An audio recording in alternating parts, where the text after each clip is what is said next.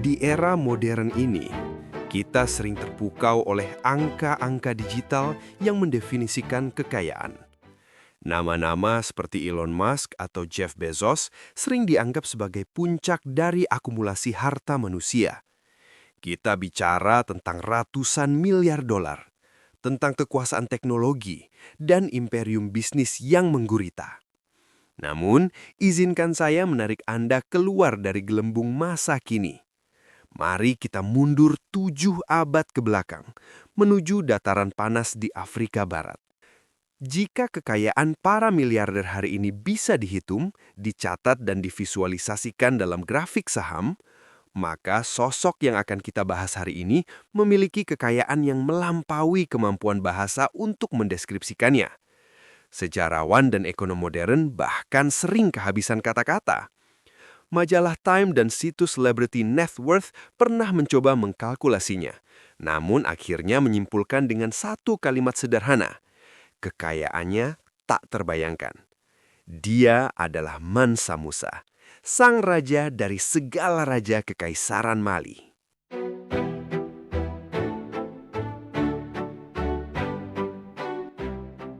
Lahir pada tahun 1280, Musa Keita I naik tahta menjadi Mansa yang berarti sultan atau kaisar pada saat Eropa sedang merangkak dalam kegelapan dan kelaparan, sementara Afrika Barat justru sedang berada di puncak keemasannya. Kekaisaran Mali di bawah kendalinya bukanlah kerajaan sembarangan. Wilayahnya membentang luas, mencakup apa yang sekarang kita kenal sebagai Mali, Senegal, Gambia, hingga sebagian Nigeria. Tapi bukan luas wilayah yang membuatnya legendaris. Tanah yang dipijak Mansa Musa adalah tanah yang diberkati. Di era itu, Kekaisaran Mali menguasai hampir setengah dari total cadangan emas dunia lama. Bayangkan itu. Setiap koin emas yang beredar di pasar-pasar Venesia, setiap perhiasan yang dikenakan bangsawan Paris, kemungkinan besar berasal dari tambang milik Mansa Musa. Dan dia tidak sekedar memiliki emas itu, dia adalah emas itu sendiri. Namun, kekayaan Mali tidak hanya datang dari logam mulia. Mereka menguasai jalur perdagangan Trans-Sahara yang vital. Di satu sisi mereka punya emas, di sisi lain mereka memegang kendali atas komoditas yang saat itu nilainya setara dengan nyawa, garam. Dengan kendali mutlak atas dua komoditas paling berharga di abad pertengahan ini, Mansa Musa membangun kekayaan yang absolut. Tidak ada bank sentral, tidak ada inflasi yang menggerogoti, setidaknya belum saat itu. Tetapi, apa gunanya menjadi orang terkaya di dunia jika dunia tidak mengetahuinya? Mansa Musa adalah seorang Muslim yang taat, dan pada tahun 1324 ia memutuskan untuk menunaikan rukun Islam kelima, ibadah haji ke Makkah. Ini bukanlah perjalanan biasa. Ini bukan perjalanan seorang peziarah yang rendah hati dengan bekal seadanya. Ini adalah sebuah ekspedisi kolosal yang kelak akan tercatat dalam tinta emas sejarah, sekaligus tinta merah bagi ekonomi negara-negara yang dilewatinya. Bersiaplah, kita akan mengikuti jejak karavan paling mewah, paling boros, dan paling merusak tatanan ekonomi yang pernah disaksikan oleh mata manusia. Ketika Mansa Musa meninggalkan ibu kotanya pada tahun 1324, ia tidak pergi sendirian. Ia tidak membawa rombongan kecil layaknya turis. Ia membawa sebuah kota yang berjalan. Bayangkan sebuah iring-iringan yang begitu panjang hingga ujungnya tak terlihat oleh mata yang memandang. Sejarawan mencatat, Mansa Musa membawa serta tidak kurang dari 60.000 orang bersamanya. Termasuk di dalamnya adalah 12.000 budak yang masing-masing, catat ini, membawa tongkat emas murni seberat 1,8 kilogram. Para prajurit, punggawa istana hingga pedagang, semuanya dibalut dalam sutra Persia terbaik dan brokat emas. Di barisan belakang, 80 unta berbaris dengan susah payah karena setiap unta memikul beban hingga 136 kg debu emas. Ini bukan sekedar pameran kekayaan, ini adalah proyeksi kekuatan mutlak.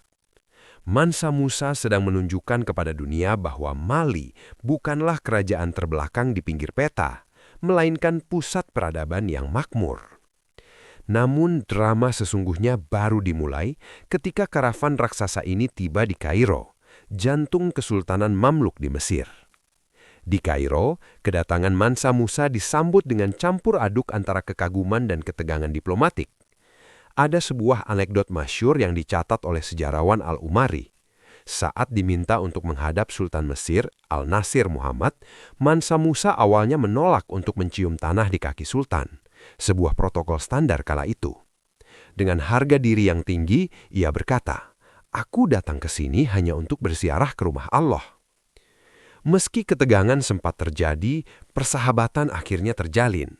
Dan disinilah bencana yang indah itu bermula. Mansa Musa dengan kemurahan hati yang tak terbatas mulai membagi-bagikan emasnya. Ia memberi hadiah kepada pejabat, bersedekah kepada orang miskin di jalanan, dan membelanjakan emas di pasar-pasar Kairo tanpa menawar. Emas mengalir deras seperti air sungai Nil yang banjir. Bagi rakyat Kairo ini tampak seperti berkah dari langit. Namun bagi para ekonomis ini adalah mimpi buruk. Hukum dasar ekonomi berlaku tanpa pandang bulu. Ketika suplai melimpah ruah, nilai barang akan jatuh. Mansa Musa membanjiri pasar Kairo dengan begitu banyak emas sehingga logam mulia itu kehilangan kelangkaan. Nilai dinar emas hancur lebur. Harga barang-barang kebutuhan pokok melonjak gila-gilaan. Terjadi hiperinflasi mendadak yang melumpuhkan sendi-sendi ekonomi Mesir. Bayangkan, hanya satu orang, memiliki daya beli yang begitu masif hingga ia mampu mendestabilisasi ekonomi sebuah negara adidaya regional hanya dengan berbelanja. Sejarawan mencatat bahwa butuh waktu lebih dari 12 tahun bagi ekonomi Mesir, Madinah, dan Mekah untuk pulih sepenuhnya dari devaluasi emas akibat kunjungan Mansa Musa.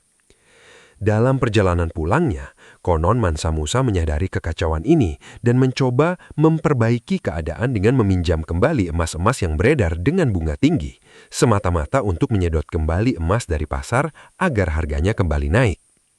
Satu orang menjatuhkan ekonomi dengan kedermawanan dan satu orang pula yang mencoba memulihkannya. Ini adalah satu-satunya peristiwa dalam sejarah manusia di mana satu individu mengendalikan harga emas dunia secara langsung di telapak tangannya.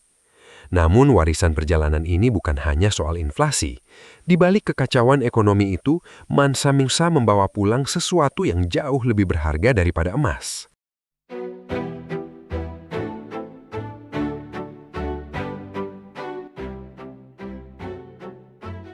Perjalanan pulang Mansa Musa bukanlah cerita tentang sisa-sisa kemewahan. Justru, disinilah visi sesungguhnya dari sang raja terungkap. Jika saat berangkat ia membawa emas yang membebani ribuan unta, saat kembali ia membawa harta yang jauh lebih ringan namun bernilai tak terhingga, ilmu pengetahuan dan sumber daya manusia. Mansa Musa tidak sekedar pulang untuk menikmati sisa hidupnya. Ia membawa serta arsitek-arsitek terbaik dari Andalusia dan Kairo, termasuk penyair dan arsitek legendaris Abu Ishaq al-Sahili. Di bawah perintahnya, kota Timbuktu dan Gao disulap dari pos perdagangan berdebu menjadi pusat intelektual dunia. Masjid Jingwi Reber yang ikonik dibangun. Universitas Sankore didirikan menampung perpustakaan terbesar di Afrika dengan ratusan ribu manuskrip. Timbuktu menjadi mercuasar peradaban. Di saat Eropa masih bergelut dengan wabah penyakit dan ketidaktahuan, Timbuktu sudah menjadi kiblat bagi para astronom, matematikawan, dan ahli hukum Islam. Ada pepatah tua di Mali yang berbunyi, garam datang dari utara, emas datang dari selatan, tapi firman Tuhan dan harta kebijaksanaan hanya ditemukan di Timbuktu. Gabar tentang kekayaan dan kebijaksanaan Mansa Musa akhirnya menyeberangi Laut Mediterania hingga ke telinga bangsa Eropa. Pada tahun 1375, peta Katalan Atlas dibuat oleh kartografer Spanyol.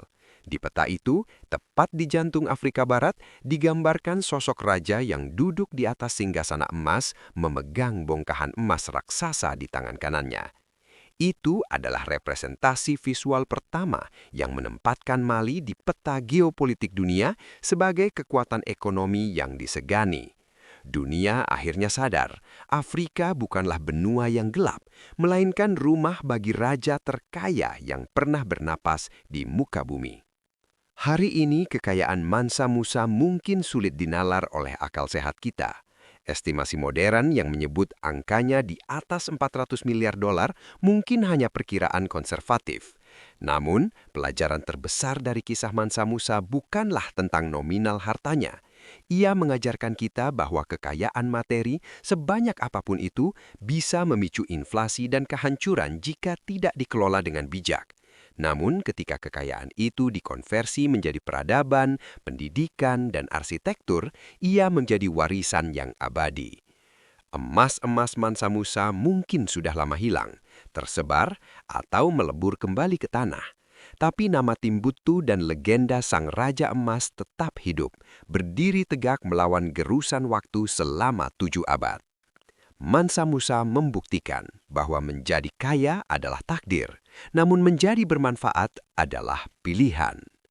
Terima kasih telah menemani perjalanan menembus waktu ini.